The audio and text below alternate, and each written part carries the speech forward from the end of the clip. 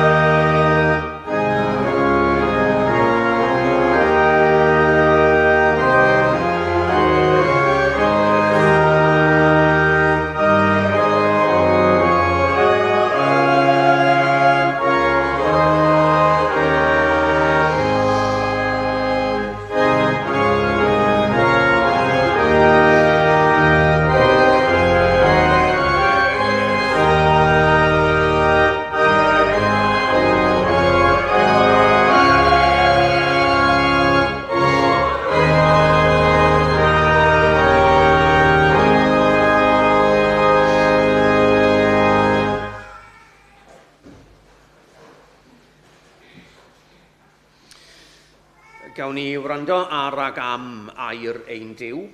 Gwaith Paul bore yma. Emyn Paul i gariad o'r llythyr cyntaf at yr eglwys yng Nghorinth ac yna wedyn reoler bywyd Cristnogol o'r llythyr at yr eglwys yn Rhufain. Os llefaraf a thafodau meidrolion, but do not have love, I am only a resounding gong or a clanging cymbal. Ac os oes gennyf ddawn proffwydo, ac os wyf yn gwybod y dirgelion i gyd a phob gwybodaeth, ac os oes gennyf gymaint o ffydd nes gallu symud mynyddoedd, but do not have love, I am nothing. If I give all I possess to the poor and give all my body to hardship that I may boast, a heb bod gennyf gariad, ni wna hyn ddim lles i mi. Mae cariad yn amyneddgar, love is kind. Nid yw cariad yn cenfigeni, it does not boast. Nid yw'n ymchwyddo. It is not rude, it is not self-seeking. Nid yw'n gwylltio, nid yw'n cadw cyfrif o gam. Love does not delight in falsehoods and lies, but rejoices with the truth. Y mae'n goddef i'r eithaf, always trusts, always hopes, and dal ati i'r eitha, love never fails. Ond proffwydoliaethau fe i ddymur hwy, a thafodau bydd taw arnyn nhw, a gwybodaeth fe i ddymur hithau. oherwydd anghyflawn yw ein gwybod ni, ac anghaflawn ein proffwydo ni. Ond pan ddaw'r hyn sy'n gyflawn, fe ddidymir yr hyn sy'n anghyflawn. Now we understand only in part. In time, we shall understand fully, just as God fully understands us. Caf adnabod, fel y cefais unau fy adnabod. For now, though, these three remain: faith, hope, and love. Ffydd, gobaith, cariad y tri hyn sy'n aros. The greatest of these, y mwyaf o'r rhain, is love, cariad. Bydded eich cariad yn ddiragrydd. Cysewch ddrygioni glynwch wrth ddaioni. Byddwch wresog yn eich serch at eich gilydd fel cymdeithas o bobl Dduw. Rhowch y blaen i'ch gilydd mewn parch yn ddi-orffwys eich ymroddiad, yn frwd eich ysbryd, gwasanaethwch yr arglwydd. Llawenhewch mewn gobaith, sefwch yn gadarn dan wrth rymdel, daliwch ati i weddio. Cyfrannwch at reidiau'r saint, a byddwch barod eich lletygarwch. Bendithiwch yr rhai sy'n eich erlyd, bendithiwch heb felltithio byth. Llawenhewch gyda'r rhai sy'n llawenhau, a gwylwch gyda'r rhai sy'n wylo. Byddwch yn gytun ymhlith eich gilydd, a boed bendith yr arglwydd ar y darllen a'r gwrando hefyd o Iair. Ac i ni'n troi nawr at eiriau gwilym hiraethog, 545 to continue. Dyrchafodd Crist o waelod bedd, goruwch y nefoedd wen, lle'r eistedd ar o'r seddfaen cedd a'i goron ar ei ben. A'r goron ar ei ben, 545, please.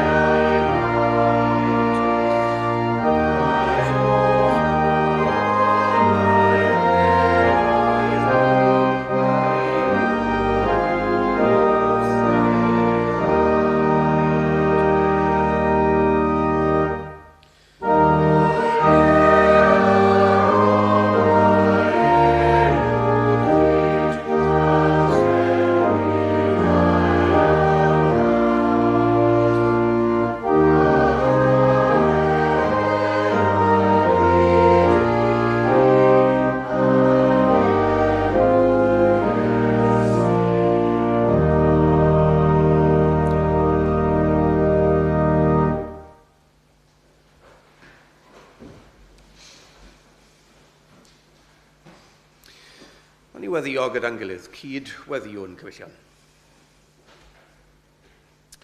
Fe ellid meddwl, fe ellid dychmygu fod lliw yn perthyn i weddi a gweddio. Edifeirwch, porffor, cyffes, coch, A dwi eisiau chi i ddychmygu os gwelwch yn dda, mae melyn yw lliw ein gweddiau heddi. Melyn, clod a mawl a diolch. The colour, the imaginary colour of our prayers today is yellow. Ceir cyfuniad o leisiau. We'll hear from the psalmist, Ioan, Paul, Nehemiah, tamed o angriffus, a gorffen gyda dathliad llygad agored o fywyd a'i ryfeddod yn niw, a hynny weitha popeth. Cydweddill. Fe enaid bendithia yr arglwydd, a'r cwbl sydd ynof, ei enw sanctaidd ef. Fy enaid bendithia yr arglwydd ac nac anghofia ei holl ddoniau ef. Restore to me the joy of your salvation and uphold me with a willing spirit. It was then I heard every creature in heaven and on earth and under the earth and on the sea and all that is in them saying, to him who sits on the throne and to the Lamb be praise and honour and glory and power forever and ever. Llawenhewch yn yr arglwydd. Llawenhewch yn yr arglwydd yn wastadol a thrachefn meddaf llawenhewch. And do not be grieved, for the joy of the Lord is your strength. Rhyfedd. Rhyfedd gan angylion. Rhyfeddod fawr yng ngolwg ffydd. Gweld rhoddwr bod, cynhaliwr helaeth a reolwr popeth sydd. Yn y preseb mewn cadachau a heb le i roi ben i lawr. Ac eto disglai'r lir gogoniant yn ei addoli yn arglwydd mawr. Nine fan hyn yn cael diw yn dad a thad yn noddfa. Noddfa'n graig a'r graig yn dŵr mwy ni sgallaf ei ddymuno. Yng nghanol newyn a rhyfel, dathlwn fel cynulleidfa o bobl Dduw, ei addewid yn tai o ddigon a heddwch, despite all war and hunger. Let us work for peace and plenty. Despite oppression and tyranny, let us work for service and freedom yng nghanol y gorthrwm o'n cwmpas, a'r gormes o'n cwmpas, dathlwn yr addewid o wasanaeth a rhyddid. Yng nghanol amheuaeth, yng nghanol yr anobaith sydd cymaint o'n cwmpas ac yn gwasgu arnom y dyddiau hyn. Despite doubt, despite despair, let us work together for faith and hope. Yng nghanol ofn a brad, dathlwn yr addewid o lawenydd a ffyddlondeb. Despite all fear and betrayal, let us work for joy and faithfulness.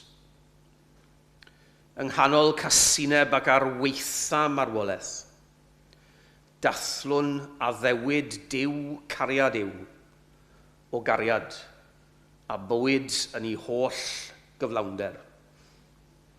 Yng nghanol pechod a methiant, dathlwn yr addewid, cydiwn yn yr addewid o waredigaeth ac adnewyddiad. In the face of all sin and failure, we resist believing that we are without hope. We seize the truth of deliverance and the hope of renewal. Yng nghanol marwolaeth ar bob llaw, dathlwn a ddewid y Crist byw a bendigedig. Ac yn ei enw ef o ddiw ein tad, cliw a derbyn pob gweddi o'n heiddo y bore heddi. Yr weddi gyhoeddus hon a phob weddi distaw, dirgel, a offrymwyd i ti yr ychydig funudau hyn. Amen.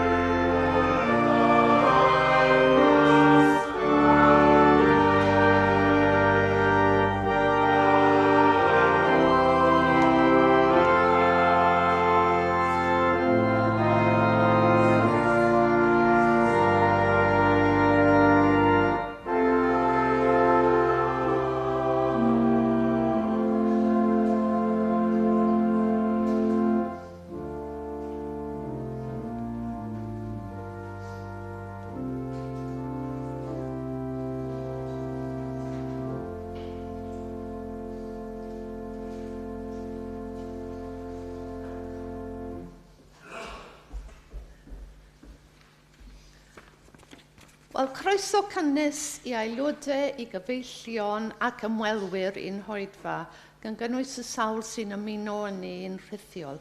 A very warm welcome to members, friends and visitors to our service, including those joining us remotely. Ac ar ran yr eglwys, mae'n fraint cael ystrin croeso arbennig nôl i'n gweinidog gwadd, sef y parchedig Owain Llyr Ifans Caerdydd.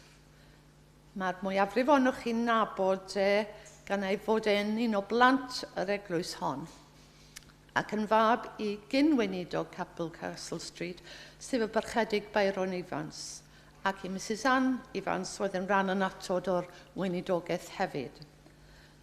Fan hyn y cafodd ei fydyddio, a fan hyn y galwyd ef i'r weinidogaeth. Mae e'n weinidog yn eglwys Ministry Caerdydd ers dros 20 mlynedd ac yn uchel iawn i barch yno. Mae wedi bod yn olygydd y Cristion ac yn gyd-olygydd y test. Ac ar ôl cyfrannu'n helaeth ar fywyd a gwaith yr undeb, mae erbyn hyn yn lywydd undeb yr annibynwyr Cymraeg. We're delighted to welcome back our guest minister, the Reverend Owain Llyr Evans, who has strong links with our church. And he was baptized in Castle Street, and this is also where he was called to the ministry. He's been the minister of Minnie Street Chapel for over 20 years, and after a long association with the Union of Welsh Independence, he is now its president. Llawer o ddiolch i chi am dderbyn ein gwahoddiad ac am eich arweiniad, a ni'n edrych mlaen i wrando ar eich cenedwri bore yma. A diolch hefyd i Will am ei gyfeiliant wrth yr organ. Bydd oedfa hwyrol am 6 gyda'n gweinidog gwadd yn y pwlpid. A di Sul nesaf bydd yn gweinidog nôl wrth y lliw yn oedfa'r bore am 11 ac oedfa gymyn yr hwyr am 6 gyda chylch trafod Beibledd am 3:40. Wedyn bydd ein hoedfaon canol wythnos yn ail ddechrau dydd Mercher nesaf, Ebrill y 15fed am 12:00. And to follow our informal midweek, midday service this coming Wednesday, April the 15th, there'll be an organ recital at 1:05 with Thomas Howell, Royal Conservatoire Birmingham, performing. And many thanks to Paul for organising all our recitals by accomplished organists. Cymdeithas Pnawn Sadwrn, y cyfarfod nesaf. Bydd y cyfarfod nesaf ar Fair Ail am 2:00 a bydd un o'n haelodau, Richard Hopkin, yn siarad am wyl gerddorol a Chymdeithas Handel Llundain, the London Handel Festival and Society. And that's on May the 2nd at 2:00, and we're looking forward to that. Cofiwch ddod lawr I gael sgwrs a chwpaned o de ar ôl yr oedfa. Do please join us for tea and fellowship in the hall below after the service. Ac yn awr fydd awn o amgylch I dderbyn eich rhoddion. And now we'll come round to receive your gifts. Diolch yn fawr.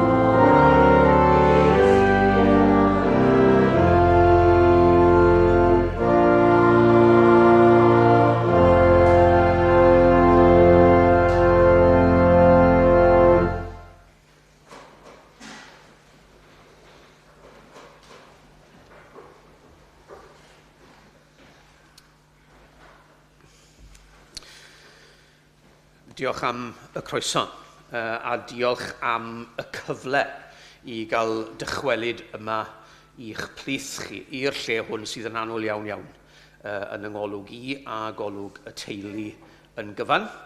A mae dda gen I weld fod yna ffrindiau o Ministrit gyda ni yn y cefen a diolch yn fawr, mae'n lyflu eich gweld chi.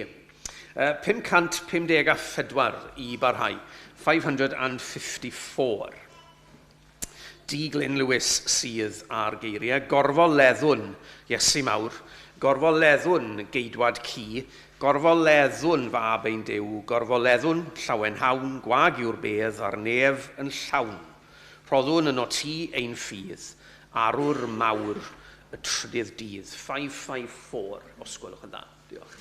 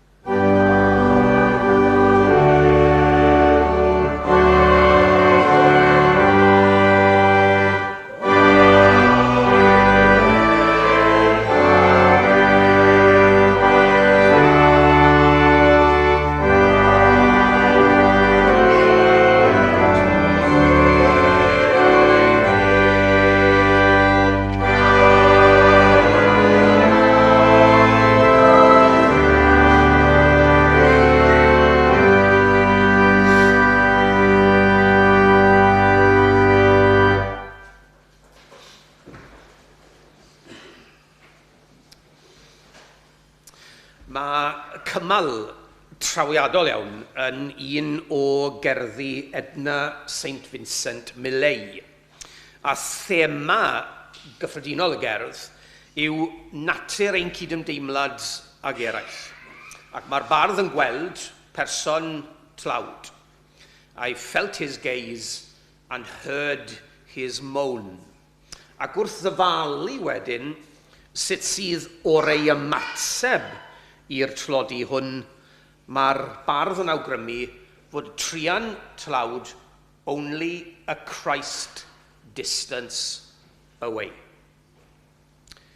Dyma gyfrwng newydd sbon i fesur pellter. A Christ distance, only a Christ distance away. I ni'n gwybod, ti a fi, fod pobl yn dioddau heddi nawr yn Gaza, Syria, Gweriniaeth Ddemocrataidd y Congo, Afghanistan, Yemen, yr Sahel, Ethiopia, Haiti, Lebanon, yn Mozambique, Gogledd-ddwyrain Nigeria, Somalia, yn Ne Sudan. Mae'r rhestr yn mynd mlaen a mlaen a mlaen. Pobl yn dioddau ym mhen draw'r byd ac mae pellter byd rhwngom ni a nhw. Gwyddom hefyd fod pellter amgenach hyd yn oed na pellter daearyddol, sef pellter diwylliannol, pellter crefyddol, rhwngom a'n gilydd hefyd. Rhwngom ni a'r bobl sydd yn crwydro Oxford Street heddi, mae yna bellter di ben draw. Ond mae'r bobl hyn, reit fyna, ac ymhen draw'r byd, only a Christ distance away. Hanfod ein cenhadaeth, hanfod ein gweinidogaeth, yw cydnabod nad pellter byd sydd rhwngom ni a phobl eraill, ond just pellter Crist. So beth yw hyd a lled pellter Crist? Wel, dydy o ddim yn bellter o gwbl. Crist sydd wedi symud, pob pellter yw'r Crist byw i ni'n dathlu y silaeth heibio a'r sil hwn a phob di sil. Neges y preseb, neges y pasg, neges y Pentecost, neges y cyfan i gyd, ar wahân a gyda'i gilydd, yw mae Crist agos, agos, agos yw ein harglwydd ni. Crist sydd gyda ni. Crist sydd gyda ni trwy gyfrwng cariad, gofal, ymynedd, dycnwch pobl eraill. Crist y Duw sydd gyda'r eraill trwy gyfrwng ein dycnwch, ymynedd, gofal a'n cariad ninem yn gilydd. Wi eisiau chi gydion y ddelwedd bore yma. Pellter Crist. Only a Christ's distance between us and between all people everywhere. A dyna pam i ni'n gallu canu gyda hyder ffydd geiriau ysgytwol John Oxenham mewn hyder a ffydd. Just a Christ's distance between us and others. So then, in Christ, there is no east or west. In him, no south or north, but one great fellowship of love throughout the whole wide world. Frederick II, a merawdwr. He's known as Frederick the Great. These next words of his are not particularly great. Salvation, he said, is of God. Everything else is my affair. Eiddo Duw iachawdwriaeth, eiddo fi bob peth arall. Mae honiadau fel hyn yn gyffredin ymhlith brenhinoedd ac ymerawdwyr ac arlywyddion. Ffug honiadau ydynt. Mae pob peth a phawb yn ddiogel o fewn cylch, gofal a diddordeb Duw yng Nghrist. Gwyl a gwaith, tlodi a chyfoeth, grym a gwendid, nid oes yng Nghrist gwahaniaeth na gwahanu rhwng y materol a'r ysbrydol, corff, enaid, cysygredig cyffredin. Yng Nghrist mae crefydd a bywyd yr un. Between religion and everything religious and life and everything involved in living, there is just a Christ's distance between one and the other. Gwadu hynny awn wrth geisio efelychu yr hen Frederick a cyfyngu Duw i gornel bach o'n bywyd, i ryw adeilad o'r neilltu, i awr facharddus Sul. Mae eisiau ni agor ein bywyd pob darn ohono i groesawu'r Crist byw.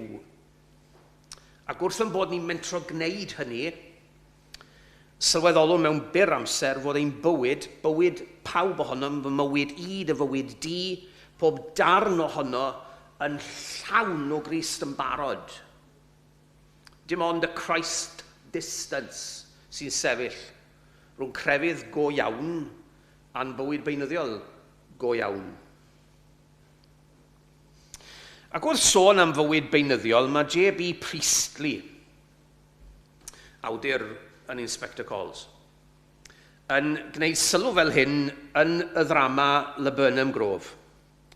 One thing, medda fe, ond mae hyn degawdau nôl, ond mae erys, mae e'n wir o hyd. One thing, the matter with our modern world is that too many people are living lonely lives. Un o gyfrifoldebau, eglwys, un o freintiau y Cristion, yw estyn allan at yr rheini living lonely lives. Gwyddom nynne sydd yn ceisio byw mewn dinas, nad yw bod yng nghanol pobl yn amddiffynfa o gwbl rhag unigrwydd. Gellir yn hawdd iawn fod yn unig mewn tyrfa.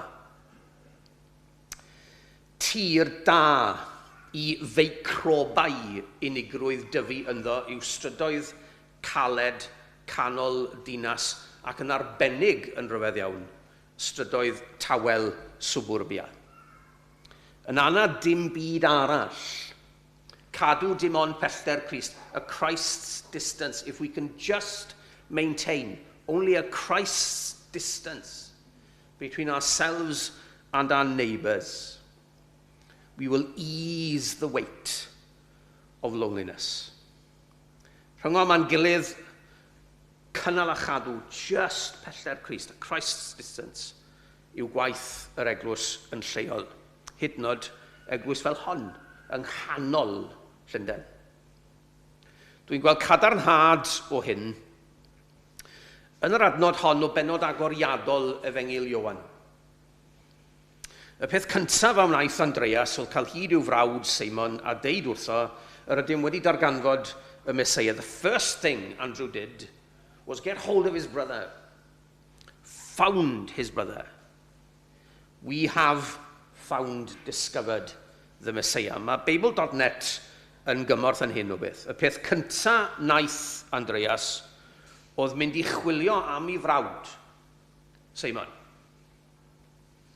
A William Morgan wedyn, Andreas yn gyntaf a gafodd ei frawd ei hun, Seimon.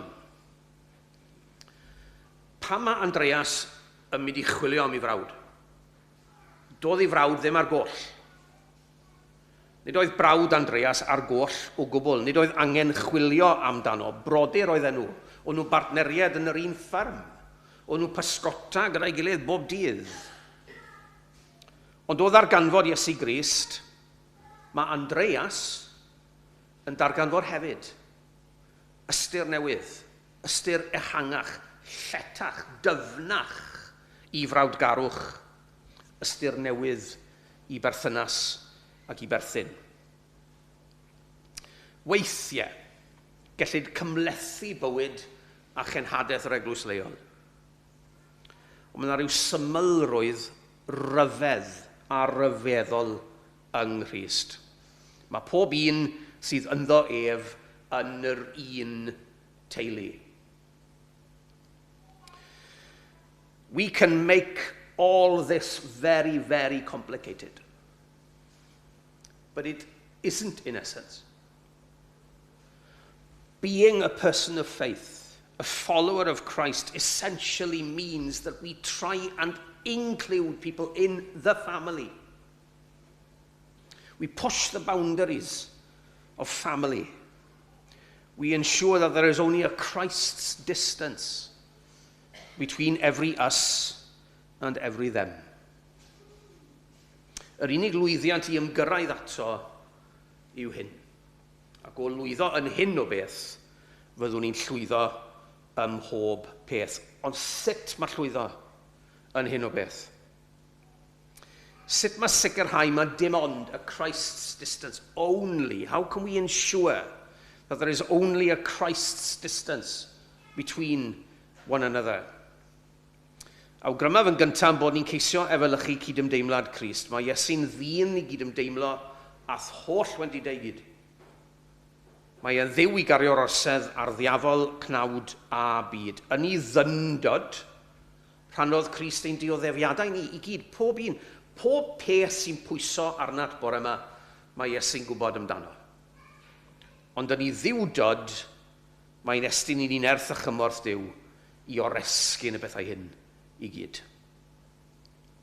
Dyma sydd angen ei efelychu, cyd ddioddau a phobl eraill, gan estyn iddynt nerth a chymorth.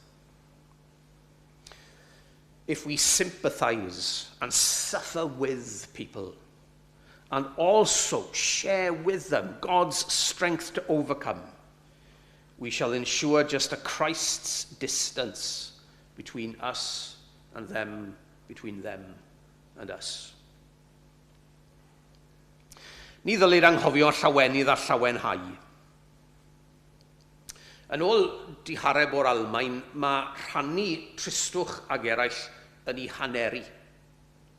Ac mae rhannu llawenydd ag eraill yn ei ddyblu.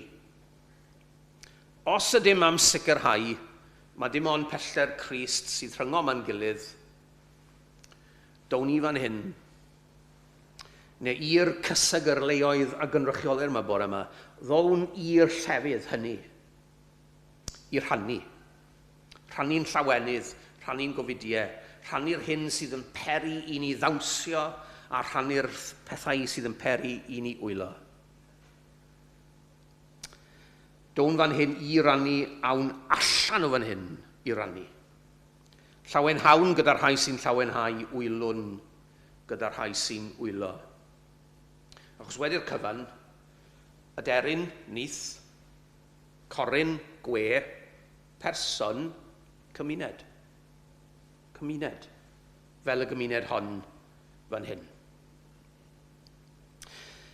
Mae George Bernard Shaw yn cynnig diffiniad o fonheddwr. George Bernard Shaw offers a definition of what a gentle person should be. A gentleman is one who puts back a little more than he takes out. So we'll forget the man thing. The gentle person is one who puts back a little more than he takes out. O hwnnw wych. Gallwn sicrhau ti a fi, mae dim ond y Christ's distance sydd rhyngom wrth gydio yng ngeiriau George Bernard Shaw. We can ensure that there is only a Christ's distance between us, them, us, everyone, if we decide determinedly to put back a little more than we take out. Roi ychydig bach fwy nôl mewn i bethau. Nôl mewn i genedl, cymdeithas, dinas, eglwys, unrhyw gymuned, unrhyw gymdeithas i ni'n perthyn iddi. A ellir tybed, addasu jyst mymryd bach ar y geiriau ni wedi clywed. Tybed, onid a Christian is one who puts back a little more than he takes out. You and I. The Christian is one who puts back a little more than we take out. A gair bach sydyn wedyn gan Elizabeth Peabody. A glywsoch chi sôn tybed am Elizabeth Peabody? Na? I'm not surprised. Na finne tan yn gymharol ddiweddar. Ond, we should know about this lady. We should. Miss Peabody was the first, really, to establish the idea of the kindergarten. A sefydlodd y cynta o'r ysgolion bychan bach ma i bobl bychan bach yn Boston, gan hysbysebu fod yr ysgol, fod yr kindergarten cynta yma yn ysgol exclusif iawn, iawn. Something's happened to that word, exclusive. It's become negative. But let's listen to what Elizabeth Peabody has to say. She explains that she wanted her kindergarten to be exclusive, to exclude snobbery and vulgarity. And she goes on, snobbery and vulgarity will be vigorously excluded. Now that's a good exclusivity. Beth pe bai ni yn cydio o'r newydd yn yr gair yma, exclusive. Beth pe bai ni yn creu o eglwys Ministry Caerdydd, a'r eglwys fan hyn, a'r eglwysi a gynrychiolir yma, eglwysi exclusif. Hynny yw, nid yn exclusif bod nhw i ryw rai ac i ryw fath o bobl yn arbennig, dim ryw nonsens fel la, ond yn bod ni'n exclusif o bethau gwael. Yn bod ni'n hepgor y pethau hynny i ni'n gwybod sy'n dal ni'n ôl. Dychmygwch yr eglwys leol a'r pethau gwael yna. Yr pethau sy'n dal ni'n ôl, dal yn cenhadaeth ni'n ôl, all those things that hold us back from being the church we can be. All these things vigorously excluded. Ym mhob tŷ, ym mhob cartre ag aelwyd, ac mae'r un peth yn wir am bob tŷ cwrdd hefyd, mae angen dyddiau clirio llanast. Ond peidiwn y symud llanast o un lle i'r llall. Mae eisiau cael gwared o rai bethau.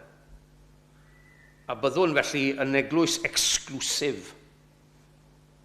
Chwip o eglwys. Eglwys dda. Sydd yn sicrhau felly taw'r unig bellter sydd rhyngom am gilydd yw pellter Crist. The Christ distance. Na fi'n cydnabod fod hyn i gyd yn anodd iawn. Felly mae angen gair o anogaeth i orffen. Gair o anogaeth gan o bawb Michael Jordan, yr chwaraewr pêl fasged sy'n just mymryn yn dalach na fi. I've lost, meddai Michael Jordan, I've lost almost 300 games. I've been trusted to take the game's winning shot 26 times and missed. I've failed over and over and over again in my life, and that is why I succeed. Wrth geisio sicrhau, mae dim ond pellter Crist sydd rhyngom a'n gilydd ag eraill, fe fyddwn ni siŵr o fethu. Ti a fi ar eglwysi a gynrychiolir yma. Ond dydy hynny ddim yn rheswm i beidio mentro. Mentrwn mewn cariad, ac mae'n debyg fod y gair amateur yn tarddu o'r hen driawd na oedden ni'n dysgu mewn gwersi Lladin, pan oedd gwersi Lladin i gael, yn yr ysgol ystalwm. Amo, amas, amat. Amateur felly yw'r un sy'n gwneud rhywbeth o gariad ac o wirfodd calon. Nid llwyddo ym mhob peth yw'r gamp i ti a fi. Ond mynnu gwneud yr hyn oll allwn ni, I greu ohonom eglwys ac eglwysi with only a Christ distance, trwch blewyn, rhwngom ni a'n gilydd, rhwngom ni ag eraill, mewn ffydd gobaith cariad. We don't need to succeed at everything. We just need to succeed at one thing. That we do everything that we can to be a church with only a Christ's distance between one another and between us and the people and the communities around us in faith, in hope, and in love. Amen. Rwy'n ni ganu gyda'n gilydd I orffen felly geiriau Thomas Jones ac maen nhw'n ddatganiad o ffydd a chred I orffen a diolch am hynny. 547, 547 is the closing hymn. Mi wn fod fy mhrynwr yn fyw, yn prynodd a thaliad mor ddrud. Fe saif ar y ddeiar, gwir yw yn niwedd holl oesoedd y byd. Ised, gweiled fy ngwedd, teirnasu mae'n mhrynwr a'n brawd. Ac fy malurion y bedd, cael weled ef allan o'm cnawd. To close then, 547.